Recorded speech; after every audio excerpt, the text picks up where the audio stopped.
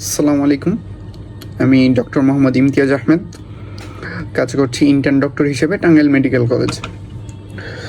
আজকে আমরা খুব শর্টকাটে একটা রোগ সম্পর্কে জানবো, যেটা হচ্ছে অ্যালার্জিক রাইনাইটিস। এটা বলতে গেলে বাংলাদেশে একদম খুবই কমন একটা রোগ। এখানে যেটা হয় হচ্ছে রাইনাইটিস মানে যেটা হচ্ছে নেজাল যে মিউকোসা, সেখানে ইনফ্লামেশন। আর অ্যালার্জিক বলা হয় এটা কমনলি অ্যালার্জির কারণে হয়, এছাড়া অ্যালার্জি ছাড়াও হইতেছে নন অ্যালার্জিক হতে পারে, বাট কমনলি অ্যালার্জিক হয়, এই জন্য allergic rhinitis, nasal mucosa inflammation.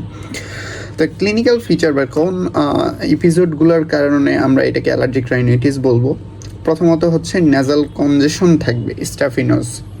এটা আসলে হচ্ছে যে যদি এটা হিস্টোলজিক্যালি চিন্তা করি, তাহলে সেক্ষেত্রে সোলেন মিউকোসা থাকে। আমরা প্যাথোফিজিওলজিতে জানবো। তো সোলেন থাকার কারণে হচ্ছে যে পেশেন্টের সবসময়ই একটা বা দুইটা নাক বন্ধ থাকে। খুব কমনলি এটা নিয়ে প্রেজেন্ট করে যে নাক বন্ধ, নাক দিয়ে নিঃশ্বাস নিতে পারছি না। এছাড়া ওয়াটারি নেসাল ডিসচার্জ, সবসময় নাক দিয়ে পানি পড়ে, এটাকে রাইনোরিয়াও বলে। আর হচ্ছে হাঁচি থাকবে, প্রচণ্ড পরিমাণে হাঁচি, নাকে পানি এবং হচ্ছে নাক বন্ধ থাকবে। এটা দুই ধরনের ক্লাসিফিকেশন, যেটা প্রথমেই বলেছিলাম যে অ্যালার্জিক হতে পারে, নন অ্যালার্জিক হতে পারে। অ্যালার্জিক খুবই কমন। নন অ্যালার্জিকের ক্ষেত্রে কিছু অন্য নামেও এটাকে ডাকা হয়, vasomotor rhinitis, perennial rhinitis.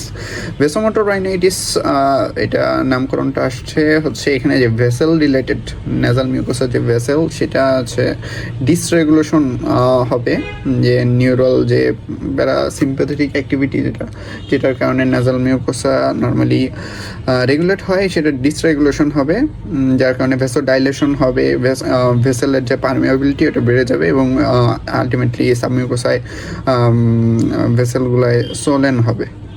Perennial rhinitis এটা লং টাইম ধরে থাকে, একদম 1 বছর 2 বছর, পেশেন্টের অনেক দিনের হিস্ট্রি থাকে যে নাক বন্ধ, নাক দিয়ে নিঃশ্বাস নিতে পারে না, নাকে পানি।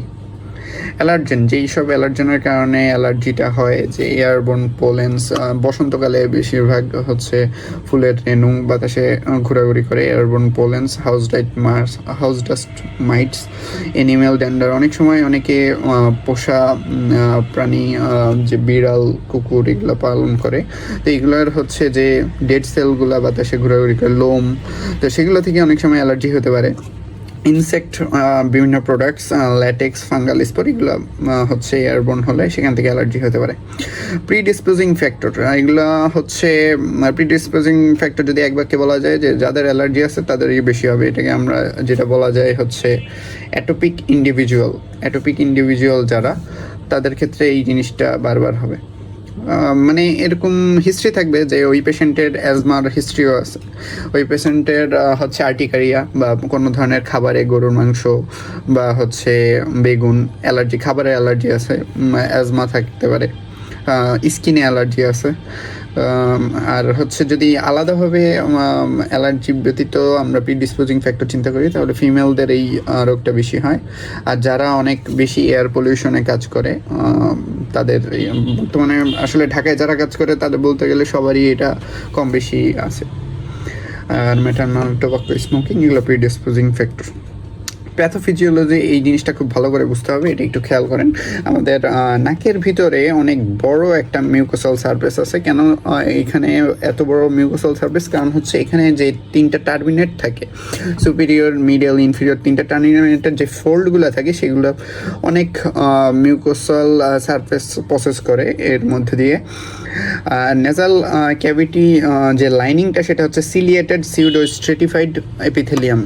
তো সিলিয়েটেড জিনিসটা খুব এখানে ইম্পর্টেন্ট, কারণ হচ্ছে যে এই সিলিয়েটেড হওয়ার কারণে আমরা যে অ্যালার্জেনগুলো পড়ছিলাম, যে এয়ারবোর্ন পোলেন্স বা হাউস ডাস্ট মাইট, এই জিনিসগুলো আসলে সিলিয়েটেড যে সিলিয়ার মধ্যে আটকে যায়, এবং আটকে গেলে সেখানে হইতেছে, কারণ এখানে যে সিলিয়েটেড 10 মাইক্রোমিটারের যা কিছু বেশি, তা কিছু হচ্ছে এখানে আটকে যাবে আর হচ্ছে ফিল্টার আউট হয়ে যাবে।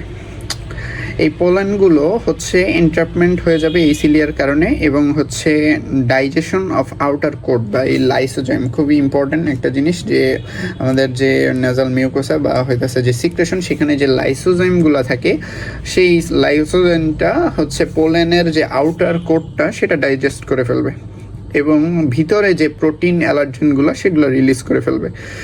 সো প্রোটিন অ্যালার্জেন যেটা রিলিজ হয়ে যাবে সেটা হইতেছে ইন্টারাকশন করবে হচ্ছে ইন্ট্রাএপিথেলিয়াল যে মাসসেলগুলো আছে আমাদের, আমরা জানি যে মাসসেলগুলো খুবই হচ্ছে সেন্সিটিভ, এই মাসসেলের সাথে হচ্ছে তারা ইন্টারাকশন করবে এবং সেখানে টাইপ 1 হাইপার সেন্সিটিভিটি রিয়াকশন হবে ইমিডিয়েট। এটার হচ্ছে যেটা হয় নর্মালি একদম ইমিডিয়েট একটা রিয়াকশন দেয়।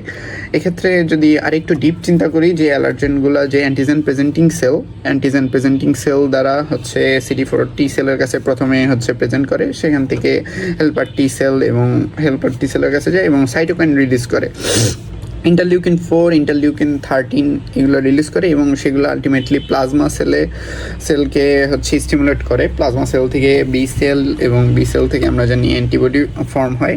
এখানে যেহেতু হাইপার সেন্সিটিভিটি টাইপ 1 হচ্ছে অ্যাক্টিভেট হয়েছে, সেই জন্য ইমিউনোগ্লোবুলিন ই হচ্ছে অনেক বেশি রিলিজ হবে।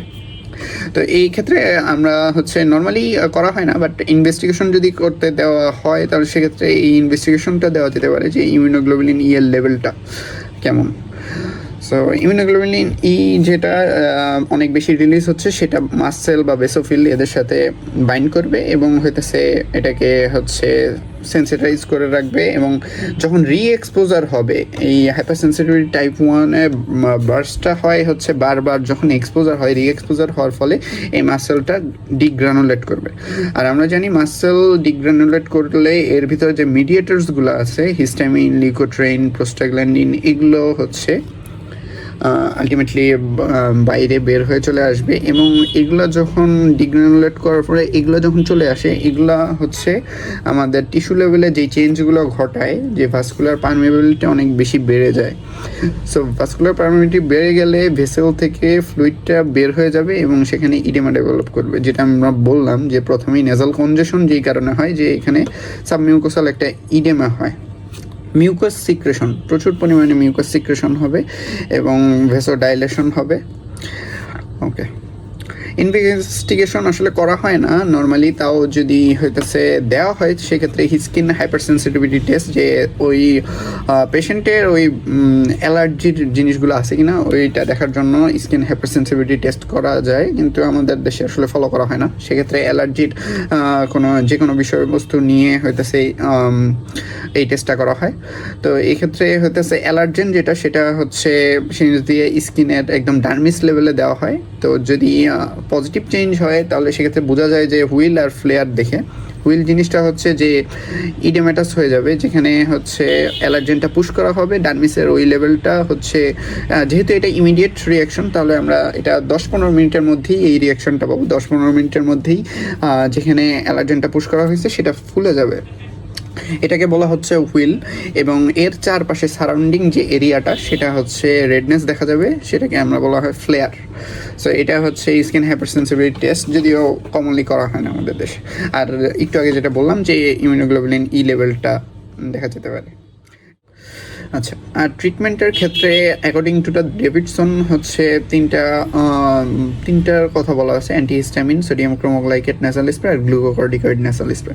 অ্যান্টিহিস্টামিন যেটা আমরা এখন সেকেন্ড জেনারেশনটা প্রেফার করি, এটাকে সেডেটিভ এফেক্টটা নেই। সেকেন্ড জেনারেশন ফেক্সোফেনাডিন, ডেসলোরেটেডেন, লরেটেডেন, সেট্রিজেন এইসব ব্যবহার করা হয়, বিলাস্টিন। তো এটা যেটা আছে একটা করে ডোজ, রাতে খাবে 14 দিনের মতো।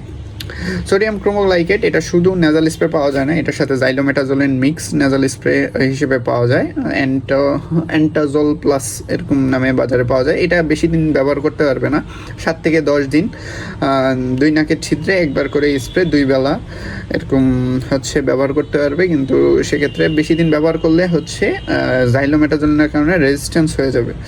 তো হচ্ছে এটা হচ্ছে 7 থেকে 10 দিন ব্যবহার করবে। আর গ্লুকোকর্টিকয়েড নেজাল স্প্রে যেটা গ্লুকোকর্টিকয়েড নেজাল স্প্রে হচ্ছে বেক্লোমিথাসন, ফ্লুটিকাসন, এগুলা বাজারে পাওয়া যায়। তো ফ্লুটিকাসন যেটা রাইনোমিস্ট হিসেবে পাওয়া যায়, রাইনোমিস্ট নেজাল স্প্রে, এটা হচ্ছে 2 নাকে একবার করে স্প্রে করবে, এটা 2 বেলা। এটা 1 মাস ইউজ করতে পারে, লং টাইম ইউজ করার জন্য। এটাও 1 মাস। আর হচ্ছে এই তো, ঠিক আছে।